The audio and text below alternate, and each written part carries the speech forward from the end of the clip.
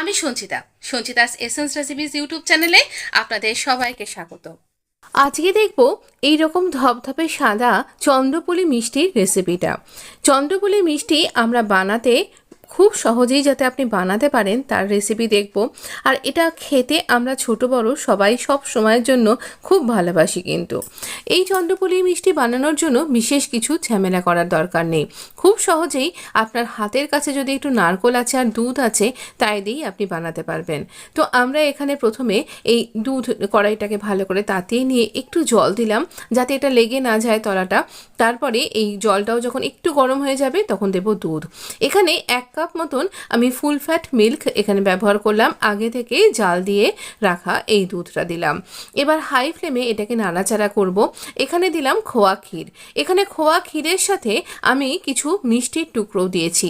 কীরকম মিষ্টি বলুন তো?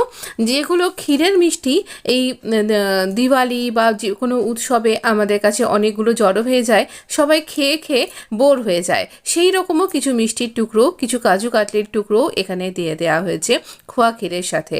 আমি গ্রেট করে দিয়ে দিয়েছি যাতে এটা খুব ভালোভাবে মিশে যায়। আর এটা দেওয়াতে আরও বেশি এনহ্যান্স হয়ে যাবে এই মিষ্টিটা। দিয়ে দিলাম কুড়িয়ে রাখা নারকোলটার এই যে কালো যে ছিলকা পাটটা থাকে সেটাকে অবশ্যই বাদ দিয়ে দেবেন। দেবার পর এটা কিন্তু ডেসিকেটেড কোকোনাট নয়, এটা এমনি নারকোল। আমি চিনি দিলাম। আচ্ছা, চন্দ্রপুলি মিষ্টিটা খুব সহজেই আমরা তৈরি করে নেব। আর এটা আমি কিছু এখানে টিপস এবং ট্রিক্সও বলবো কিভাবে এটার কিছু করতে হবে। চিনিটা দেবার পর আমরা এখানে অবশ্যই একটু জল ছাড়তে থাকবে।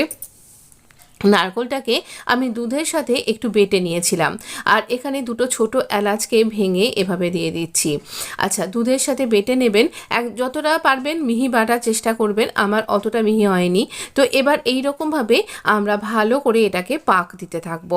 এখানে যতটা বেশি পাক দেবেন আর যতটা বেশি খোয়া ক্ষীর দেবেন তত বেশি আপনার মিষ্টিটা অনেক দিন অবধি প্রিজার্ভ করে রাখতে পারবেন। এখানে অনেকখানি হাই ফ্লেমে পাকটা দিতে থাকবেন, তবে দেখবেন যেন এই মিষ্টির রঙটা যেন এরকম সাদাই থাকে। যদি দেখেন যে এই হাই ফ্লেম করার জন্য আপনার পাকটা একটু ঘন হয়ে যাচ্ছে, কালারটা চেঞ্জ হয়ে যাচ্ছে, তাহলে কিন্তু সেটা করবেন না। তো এই রকমভাবেই আমি এটাকে তৈরি করেছি। এটার রঙটা যাতে সাদা থাকে সেই ব্যাপারটা মাথায় রাখতে হবে।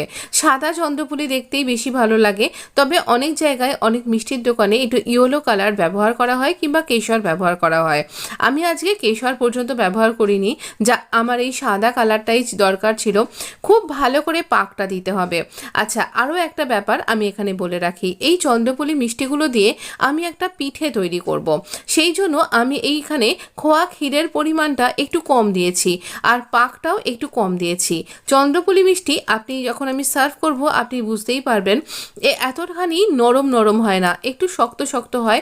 খোয়া ক্ষীর মোটামুটি নারকেল যে পরিমাণে দিচ্ছেন তার কিন্তু সেই পরিমাণে কিংবা তার বেশি দিলে বেশি ভালো হয়।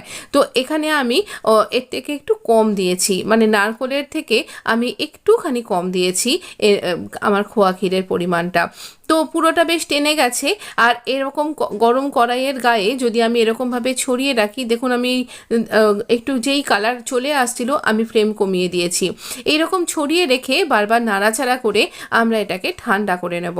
তো এরকমভাবে ঠান্ডা যখন হয়ে যাবে, যখন হাত দিলে গরম মনে হবে না, সেই সময় আমি আবার একটু এখান থেকে দলা পাকিয়ে নিলাম মন্ডের মতন।